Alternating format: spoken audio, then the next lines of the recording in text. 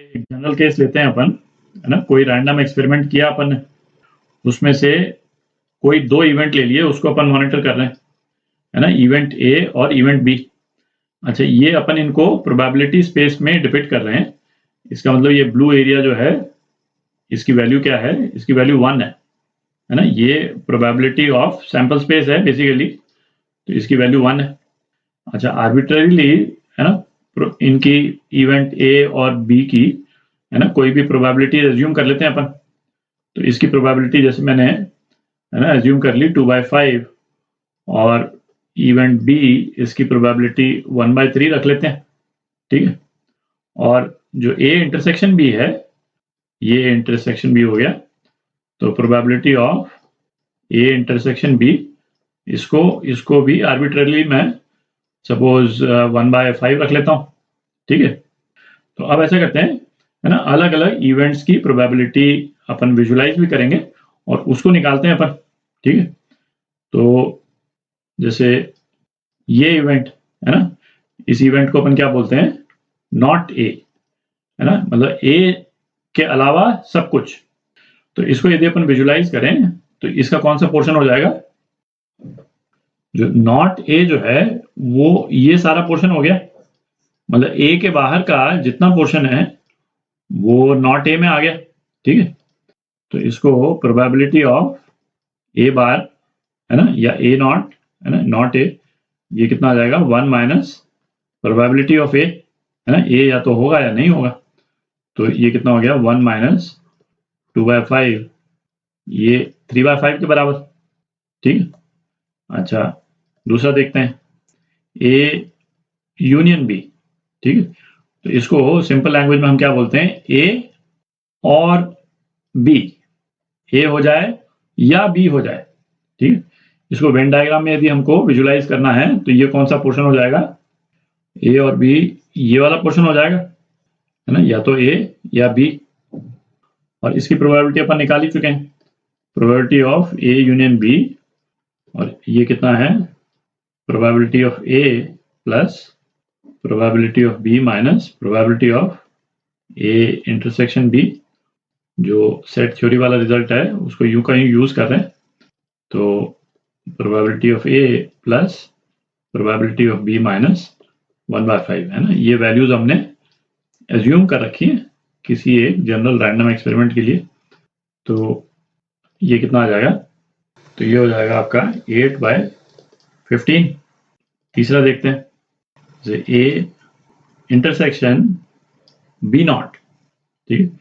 तो इसको यदि हम लिखना चाहेंगे सिंपल उसमें, तो ए एंड नॉट बी, मतलब ए तो हो पर बी नहीं हो। तो इसको यदि विजुलाइज करना चाहेंगे तो इसका एरिया जो है इस डायग्राम में कौन सा बनेगा? तो जैसे नॉट बी वाला पोर्शन जो है, वो ग्रीन वाले सर्कल के बाहर वाला पूरा एरिया जो है वो नॉट बी वाला पोर्शन है, पर हमको नॉट बी में से कौन सा एरिया चुनना है जो ए के अंदर पड़ता हो, क्योंकि ए भी है ना इसमें, ए एंड, तो ये वाला पोर्शन जो है वो ए एंड नॉट बी वाला हो जाएगा, ठीक है? अच्छा, तो इसकी यदि प्रोबेबिलिटी हमको कैलकुलेट करनी है, probability of A intersection B not, ठीक है? तो ये दिख रहा है, ये कितना हो गया? P A minus probability of A intersection B, ठीक है? ये वाला पोर्शन ए में से हटा देंगे, तो ये कितना आ जाएगा? 2/5 माइनस 1/5, ये कितना आ गया? 1/5 आ गया, ठीक है? और एग्जांपल देखते हैं, अच्छा एक और एग्जांपल देखते हैं। अच्छा, यदि जैसे अपने को कई बार तो जैसे सेट्स के नोटेशन फॉर्म में दिया हुआ होगा, ठीक है? हम सेट के नोटेशन फॉर्म को हम सिंपल लैंग्वेज में भी लिख रहे हैं, है ना, एंड और नॉट वगैरह लगा करके, और कई बार हो सकता है कि हमको सिंपल लैंग्वेज में दे रखा हो जिसको हमको नोटेशन फॉर्म में इंटरप्रेट करना हो, ठीक है? तो जैसे नाइदर ए नॉर बी, है ना, इस तरह से भी दे सकते हैं कि, तो इसको यदि अपने को इंटरप्रेट करना हो तो इसका मतलब क्या निकला कि ए भी नहीं है और बी भी नहीं है, ठीक है? तो क्या हुआ? ए भी नहीं है ना, ए नॉट, और ये और मतलब ये हिंदी वाला और है ना, ए नॉट एंड बी भी नहीं है। तो इसका मतलब जो है नाइदर ए नॉर बी यदि दे रखा है तो ए नॉट इंटरसेक्शन बी नॉट है, ठीक है। और या फिर इसको लॉन्ग फॉर्म इंग्लिश में लिखेंगे तो ए नॉट एंड बी नॉट, ठीक है। और इसमें इसको यदि हम डिपिक्ट करना चाहेंगे तो ये वाला पोर्शन हो जाएगा पूरा, नाइदर ए नॉर बी वाला जो पोर्शन है वो ये हो जाएगा इनके बाहर वाला पोर्शन, ठीक है। तो probability of A not intersection B not ये कितना आ जाएगा 1 minus probability of A union B, ठीक है। और ए यूनियन बी अपन निकाल ही चुके हैं 8/15, तो ये क्या आ जाएगा 7/15 आ जाएगा, ठीक है। एक और देखते हैं।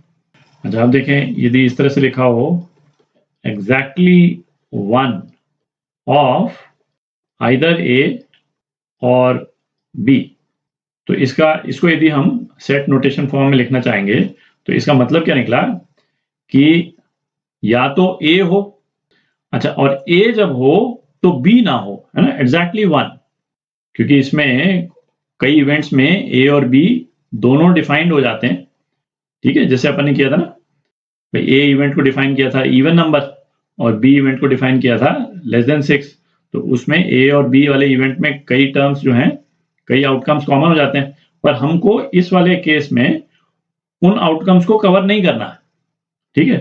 तो जब ए आए तो केवल ए हो और जब बी आए तो केवल बी हो, है ना। तो यही लिख रहा है एग्जैक्टली 1 ऑफ आइदर ए और बी।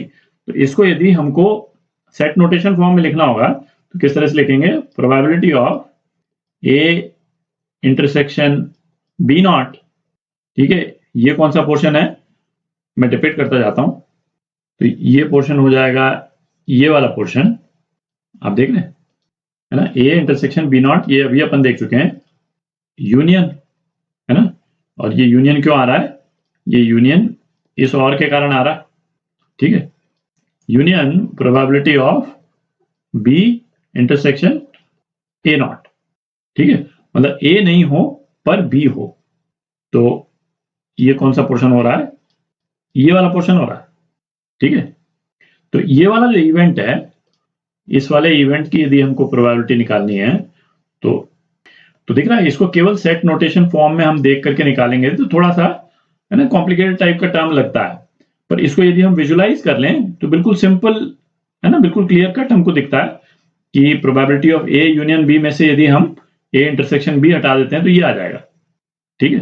तो ये जो भी एक्सप्रेशन है, इस एक्सप्रेशन को ये केवल मैं ब्रैकेट में लिख रहा हूं, तो ये क्या आ जाएगा, probability of A union B minus probability of A intersection B, ठीक है। और जो कितना है 8/15 माइनस 1/5, तो ये कितना हो गया, तो ये 5/15 हो गया, 1/3 हो गया, ठीक है।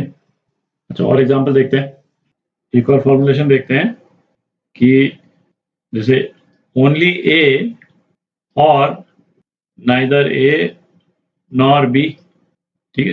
तो इसके क्या है, इसके दो पार्ट हो गए बेसिकली, और बीच में और है, इसको सेट नोटेशन फॉर्म में यदि हम लिखेंगे तो क्या लिखेंगे, ओनली ए, है ना, प्रोबेबिलिटी ऑफ ए तो हो पर बी ना हो, ठीक है।